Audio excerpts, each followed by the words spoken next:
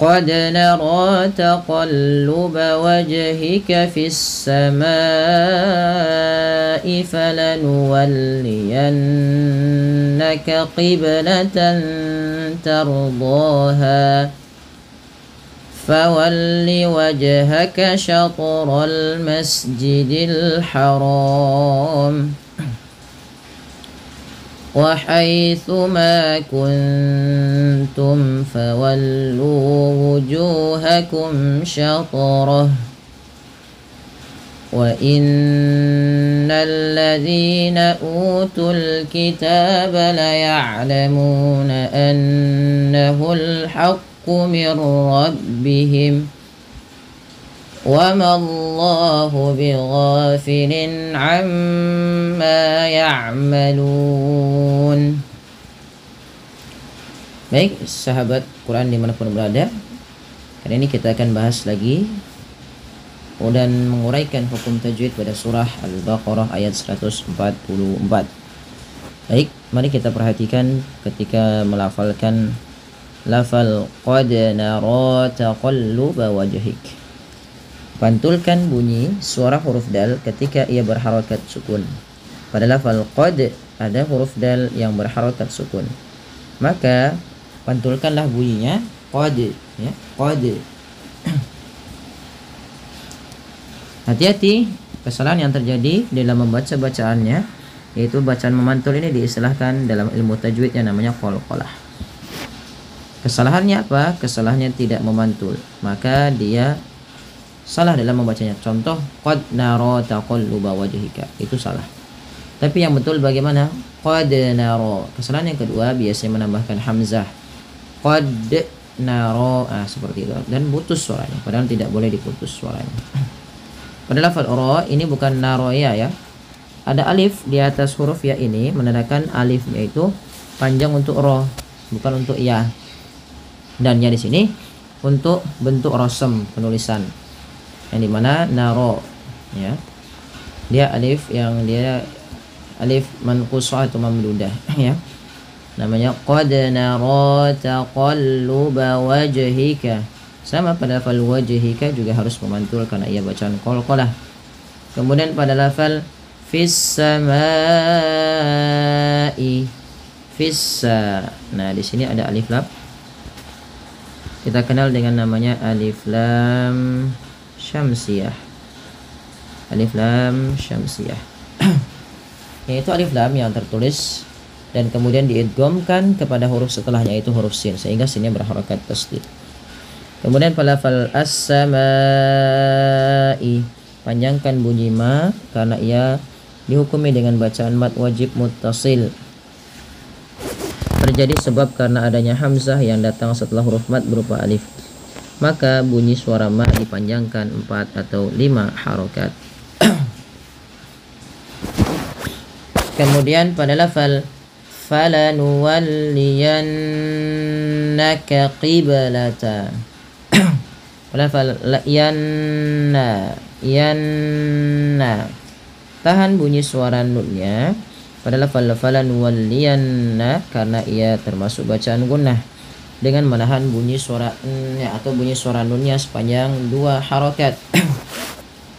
Nah, kemudian ini ada huruf yang berdekatan antara huruf kaf dan huruf qaf, maka harus bunyinya dibedakan, ya, kaqi, ya, bukan kaki, tapi falanuwalliyannaka qibla. Kemudian pantulkan pada lafal qiblata karena ia ada bacaan qalqalah pula pada lafal huruf ba yang diwarnai dengan biru muda. Ba, jim, dal, ya, ketiganya huruf qalqalah.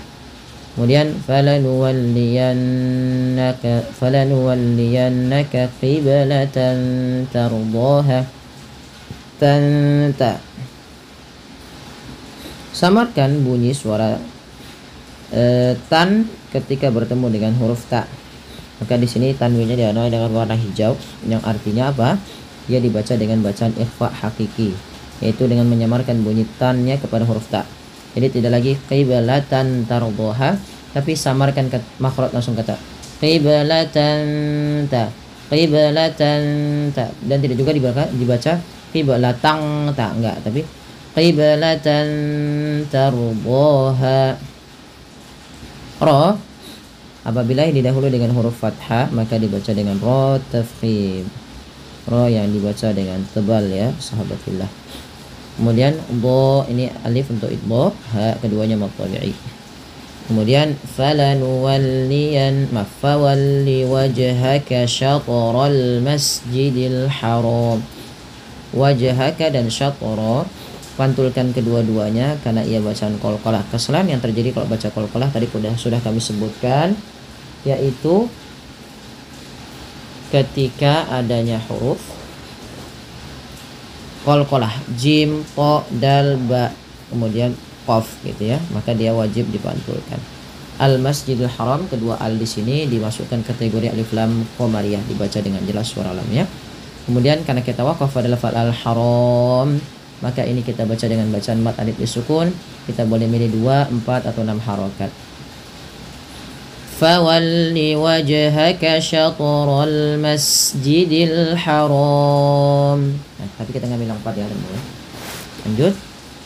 Wa haitsu ma kuntum fawallu wujuhakum syatrah. Wa haitsu ma, hati-hati dalam melafalkan su agar tidak terbaca dengan huruf su gitu ya, jangan wahai suma tapi wahai su. Bagaimana agar sesuai? Ujung lidahnya, ujung lidah tempelkan dengan gigi sari atas sehingga sa su gitu ya. Ma mad tabi'i, kuntum, nah ini sama ikhfa sebagaimana qiblatan tarluha, samarkan bunyinya. Ma kuntum, mimat ya bertemu fa, izhar syafawi jelas. Fawallu wujuhakum, lu dan ju kedua-duanya mad tabi'i. Alif yang ditandai dengan sifar mustadir dianggap tidak dibaca. Mimat ya bertemu to shin sama izhar syafawi jelas suara mimnya. Syatrah, nah, pantulkan lagi pada lafal syatrah karena ia bacaan qalqalah. Kita lanjutkan. Wa innal ladzina utul kitaba la ya'lamuna annahul haqqu mir rabbihim. Pada bacaan ini banyak sekali mad tabi'inya, ada sekitar 4. Maka bunyi kedua 4 mad tabi'i ini harus sama dan jangan terlalu lama di dalam membaca mad tabi'inya. Kemudian kita perhatikan pada lafal nun yang berharakat tasydid kembali.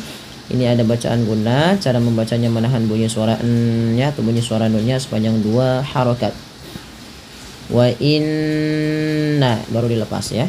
Bukan hanya sekedar wa innal ladzi, dengan bukan hanya sekedar tasydidnya saja, tapi ditahan dengan guna.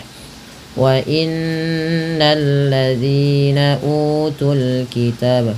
Alladzi di sini alif lam lazimah yang tidak bisa dipisahkan tapi bisa dikategorikan alif lam syamsiyah mudawwamah. Dzi mad tabi'i, u mad tabi'i, tul kitab alif lam qamariyah, al kitab mad tabi'i lagi fathah bertemu alif. Kenapa di sini kami tulisan mad tabi'i tidak ada? Karena sudah bisa kita pahami dengan jelas kalau mad tabi'i itu hanya 3 kondisi. Fathah ketemu alif, kasrah ketemu ya, dhammah bertemu waw mati. Kemudian la ya'lamuna mim mati, mim berharakat dhammah bertemu waw mad tabi'i. Annahul haqqu mir rabbihim. Lagi-lagi ada gunnah pada lafal nun berharakat tasydid, tahan bunyinya. Bedakan nanti antara hu dengan ha di sini ya. Annahul haqqu mir rabbihim. Kemudian pada lafal al haqqu alif lam qamariyah mir rabbihim ada bacaan idgham bila gunnah terjadi ketika adanya nun mati atau tanwin bertemu dengan 2 huruf yaitu ra dan lam. Nah, karena di sini nun mati bertemu ra, langsung saja diidghamkan. Idgham itu memasukkan bunyi nun ke ra sehingga bunyi nunnya tidak terdengar lagi. Masuk mir rabbihim. Terakhir wa mallahu bighafilin amma ya'malun. Wa mallah. Nah, langsung Allahnya tebal tapi memanya tipis. Wa mallah, wa ma baru Allah. Wa mallah, wa mallahu bighafilin mad tabi'i lin amma jelas suara tanwinnya karena dia izhar halqi. Amma gunnah tahan bunyi mimnya sebagaimana nun berharakat tasydid. Ma mad tabi'i, ya'malun. Pada lafal lun kembali lagi ada mad arid disukun. Sehingga pada lafal ya'malun ini kita boleh pilih antara 2, 4 atau 6 harokat ya teman-teman. Baik, alhamdulillah kita telah menyelesaikan bahasan tajwid kita dan uraian tajwid pada surah Al-Baqarah ayat 144. Mudah-mudahan bermanfaat bagi sahabat fillah. Kurang lebih yang mohon maaf. Wabillahi taufiq. Wassalamualaikum warahmatullahi wabarakatuh.